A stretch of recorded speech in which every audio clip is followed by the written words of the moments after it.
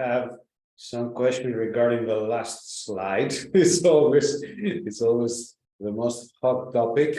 Let's talk about money first. Exactly. Okay, so we have first of all a few questions for you, and then we move on to the Q&A session. In order to understand Hans a bit better, could you share with us a few highlights from your professional, either from your business and personal life? Some highlight. I mean, I'm in this OKR space now for more than 10 years, and I mean, my background is actually sales and marketing. So I used to work with people. I hired people. I had to let people go. I worked with budgets and so on, and I changed to this consultancy work back then when OKRs was just known from Google, or actually from one little video. And I never thought that I'm still working in that field. Obviously, it's definitely, there is a lot of room for change. It makes sense. So also from my business background, it totally makes sense to change it that way, to involve people more, to be more transparent, to set goals together with the employees, but also to work a lot about discipline in order to execute strategy. And my highlight is that I still work with OKRs because there's definitely a lot of room for change out there. Okay, Hans, I do have a straightforward question to you. We said that actually OKRs are a big enabler regarding continuous performance management. But since you are one of the most experienced OKR coaches at this point of time, we would like to know what are OKRs to you, and especially how your thought about OKRs evolved throughout the time, from the day one that you started working with OKRs and in this field, let's say, until now.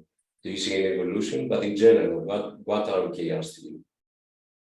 So for me, OKRs are about executing strategy in an aligned way across teams with a lot of discipline for focus. That's it. Yeah. And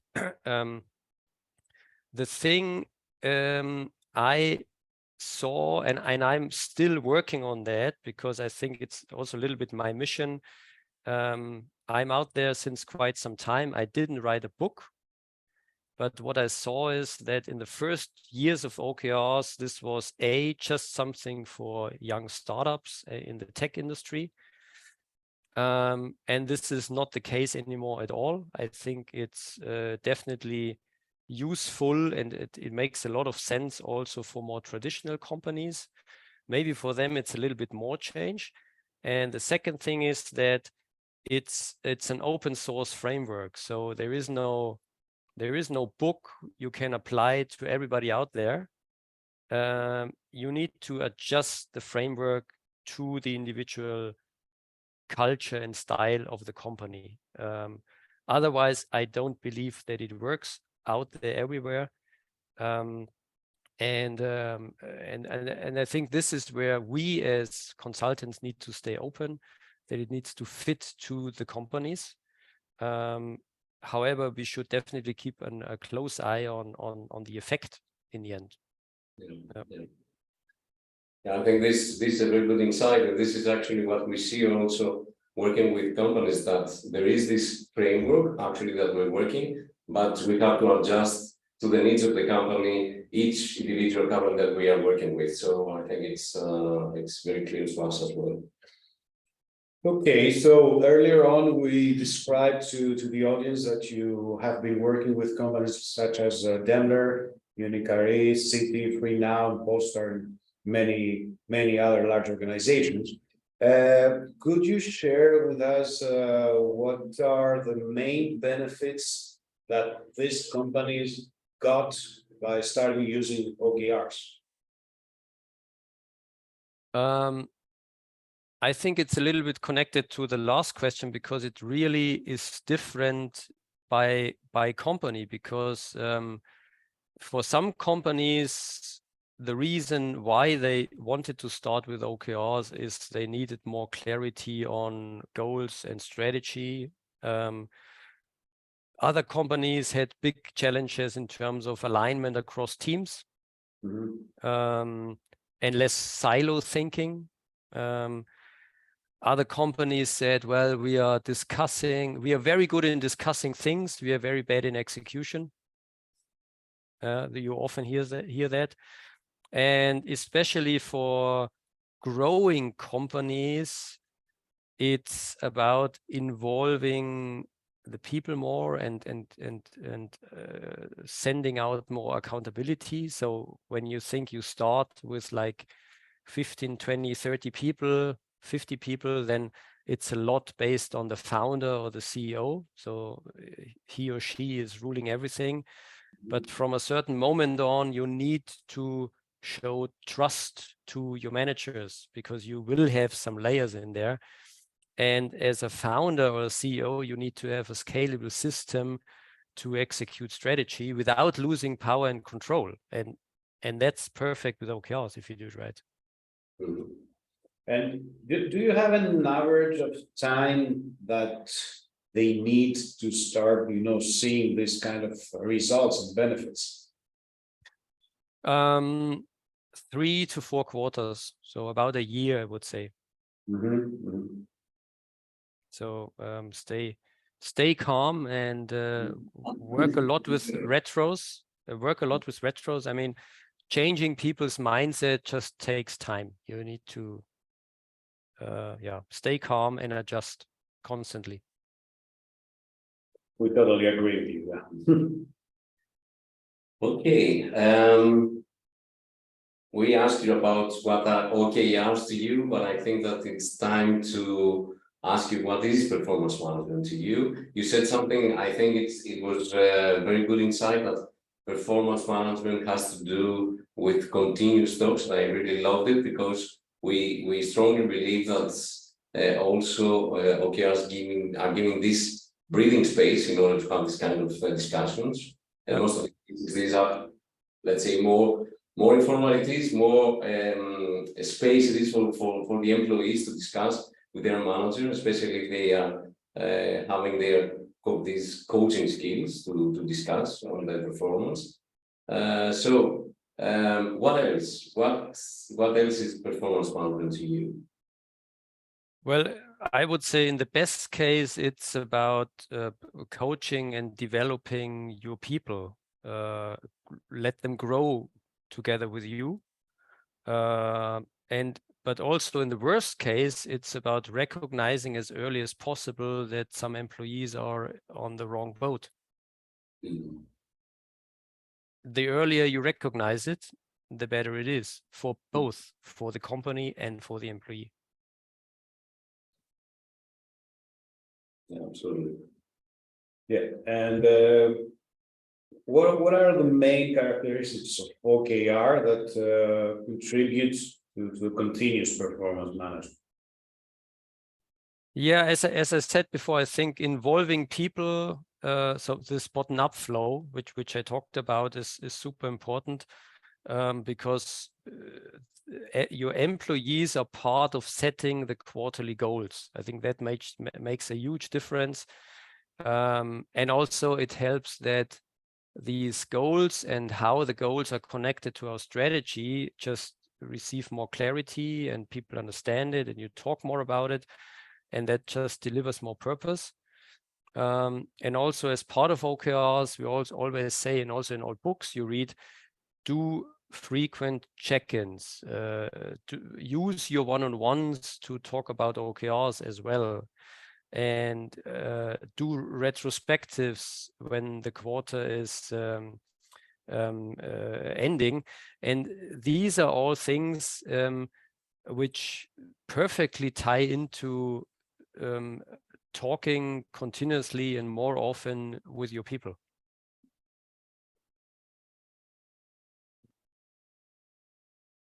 you share a success story of continuous performance management implementation with OKRs?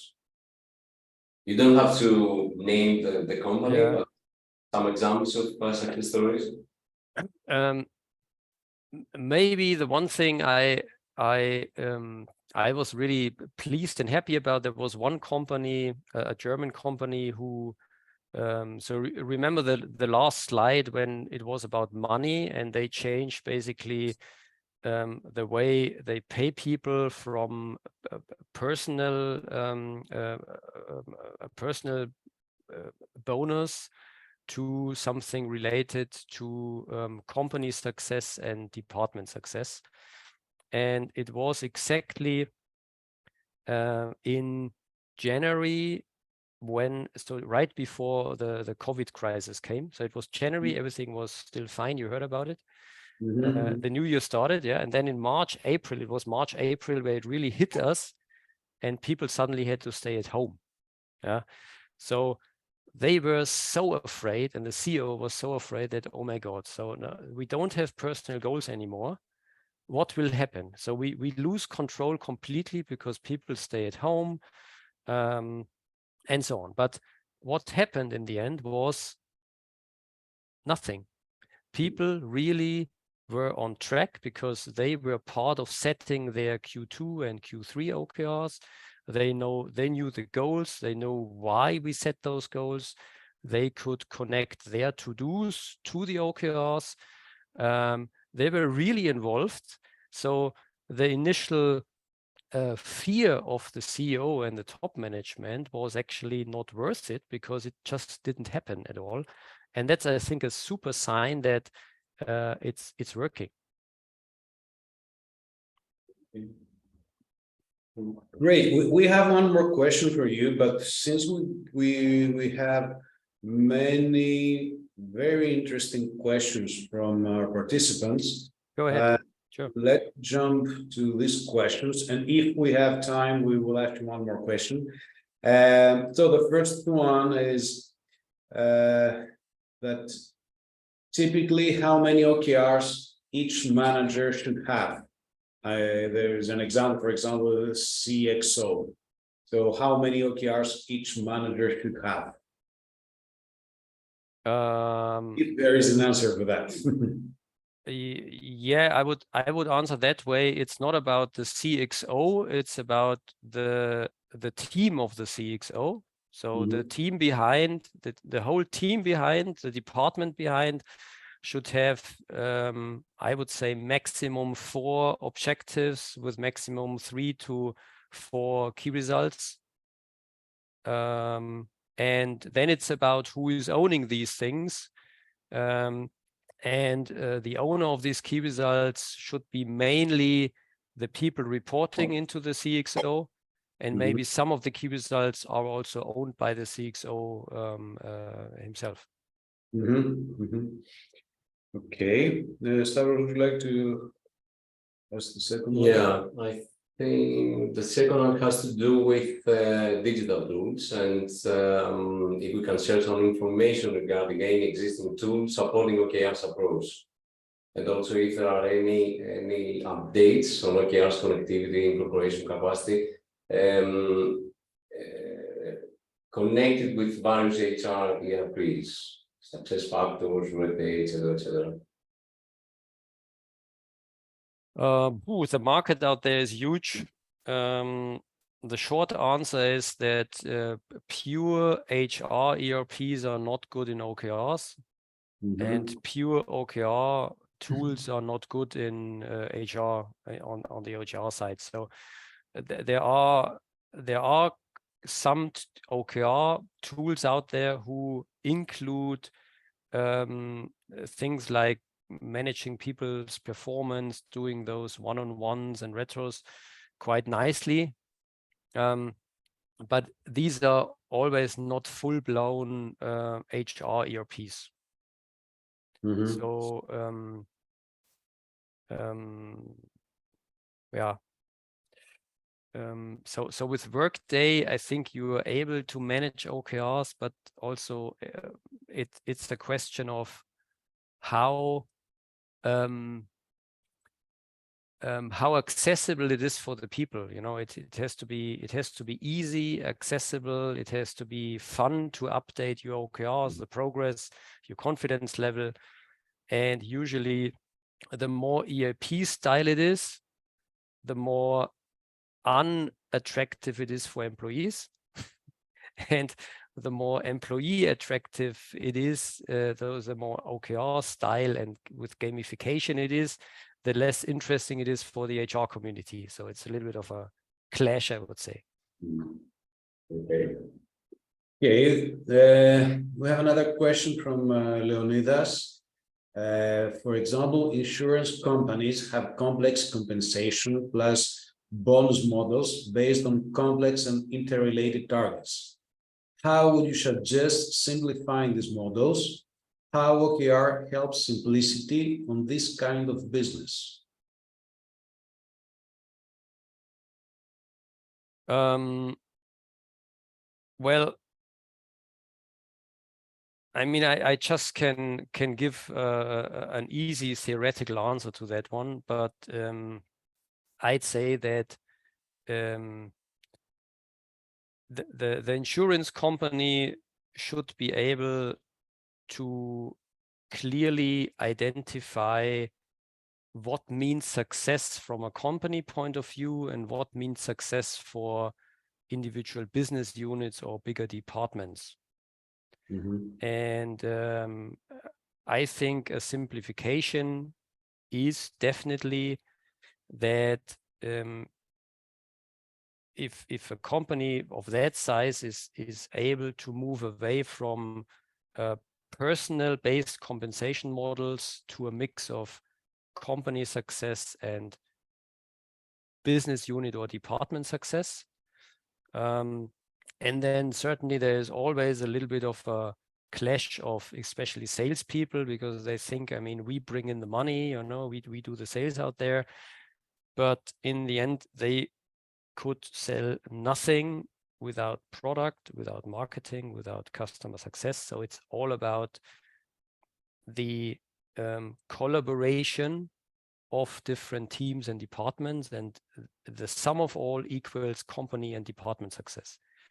And that's why my take is that the best fit for OKRs, as I said, is a fixed base salary plus a combination of company success and department or business unit success. And these spot bonuses is something which is really making a big difference, because it's very easy to calculate, but it definitely needs a lot of trust and accountability to the department managers or to people managers, because you hand out an extra budget to them.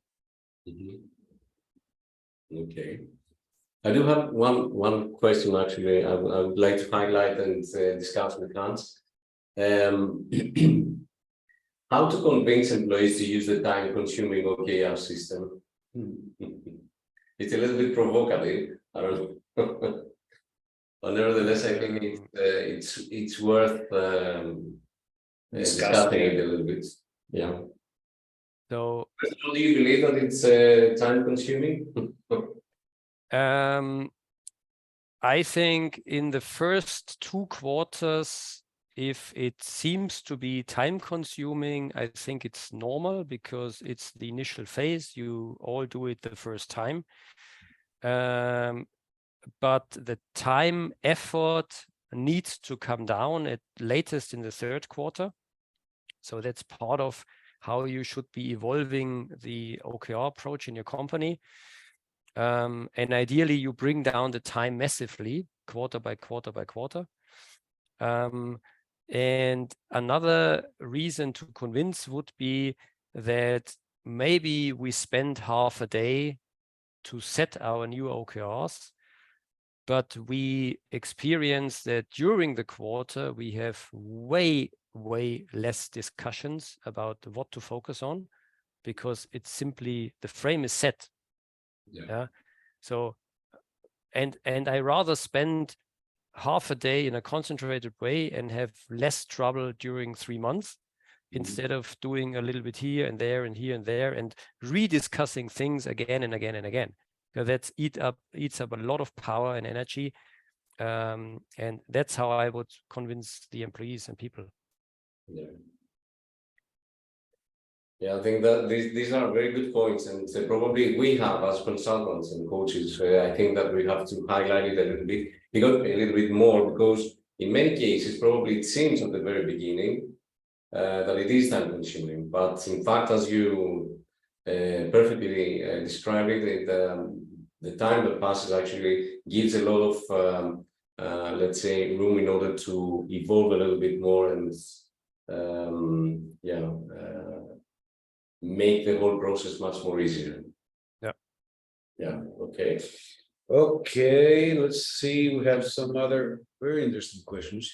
Okay, there's one more. How you consider also including key performance failures? For example, think what failure would look like. Okay, here we have you consider including key performance failures. Think what failure would look like. Maybe I need more context on that one. Yeah, I think it has to do with we always saying that OKRs help you in order to, with key results, to see what success looks like. So you put a very specific to follow. So in the contrary, you can also put a key performance failure. What failures look like? Not achieving the key results. Not achieving the key results. Yeah, I would more go for something like the culture to accept failures and to work with failures. I think this is, for most companies out there, more important, more relevant, and easier to focus on, which is also part of OKRs, and that's why we also always say that these kind of retrospectives are super important, and after the retrospective, communicating it internally, because if you just share at the end of a quarter your OKR sheet and you just see the mathematical results, I think it's wrong, because you can spend hours on calculating whether key result is achieved by, I don't know, 33.85%. I don't care. I think it's more important to agree on, does this mean success? And if not, what can we learn from the failure? And if that's clear, I don't care about 33.8 or 42.6%. Absolutely. Yeah. Okay, I'll try to combine two questions here. So there's a question: what are the biggest challenges in introducing OKRs to organizations? And combining that with another, why an external consultant is also important, and if the company can adopt, the methodology by itself. So these are questions regarding the rollout. Yeah. So let's start with rolling it out. I know a lot of examples of companies who have rolled it out by themselves. I think it's possible, especially when you have maybe a pilot in a team or in a department. The manager is close to OKRs. Maybe he or she has done it in a previous job. You just kick things off. I like it. It's cool. You should do it. There's a certain point of time where you should just cross-check whether you are on the right track. And we have a lot of clients where we look into how the company is doing OKRs, how long they need to set up their new OKRs, how good they implement it into their meeting routines. So we do a quick cross-check and we just give them direction and feedback. I think that's cool, but starting by themselves is great. Why should you use an external consultant? Because you minimize time and effort in the beginning, and you should be sure, if you choose the right one, that you are on the right track. That's simple. And the biggest challenges, I would say, is so for me, you should start OKRs from the top. If the management or the leadership team is not clear about the idea and the purpose and is not practice what they preach, I think OKRs has no chance to survive. And from there, the biggest challenge is that the leadership team, the management, is not really driving it, is not the real sponsor behind. Maybe they just kicked it off because they read something nice about it, but then it's lacking discipline. If it lacks discipline, you bring in new topics on board, although you have set your OKRs, and then team leads say, okay, it's not giving me focus because we bring in a lot more stuff on the table. And then it gets softer and softer, and the value is just disappearing. I would say that's, in most of the times, that's the biggest challenge out there. Well, I do have one question for you. Actually, I was thinking from the very beginning. Hans, do you believe that we are moving more and more towards the team performance culture and the team contribution to the strategy in general, and therefore, in general, let's say the team compensation, team achievements, and less in individual performance? I think so, yes. I think so, yes. I mean, this is also driven by the tools we are using. So a lot of tools we are using, it's a lot about collaboration across teams. It's about teams, and you're part of a team and you need to work with other teams out there. It's a lot about also the cultural change in many companies, that it's simply more about us as a team, us as a company, one team, one dream thing. Yeah.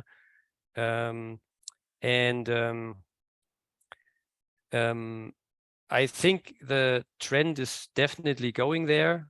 But in the end, again, I think the whole thing with the OKRs and so on, it's all driven mainly because the employee's mindset is more purpose-driven, like 20 years ago.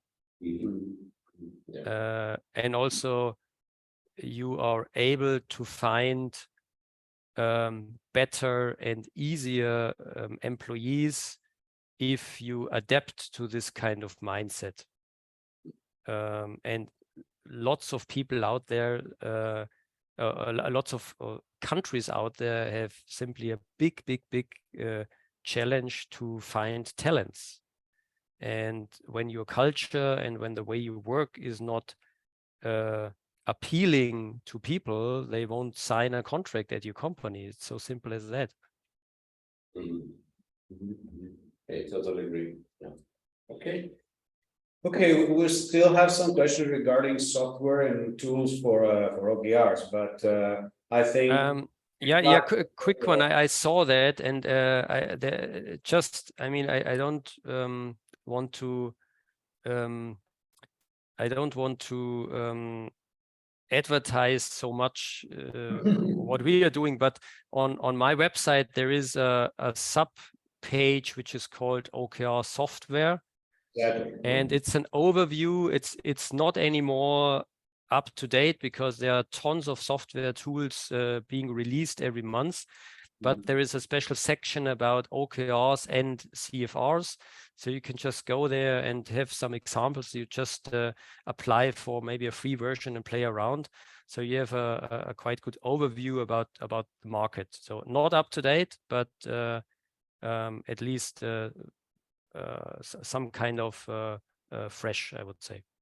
Okay, it is one of the most completed lists out there, we believe. You're the one you have created. Thank you. So Hans, we would like to thank you for your time, for your presentation, for the Q&A session. It was a real pleasure having you.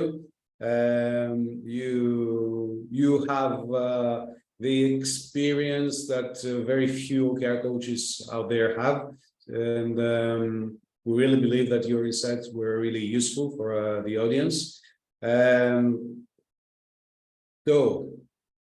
Thank you so much for having me and for your time, and yeah, keep it up.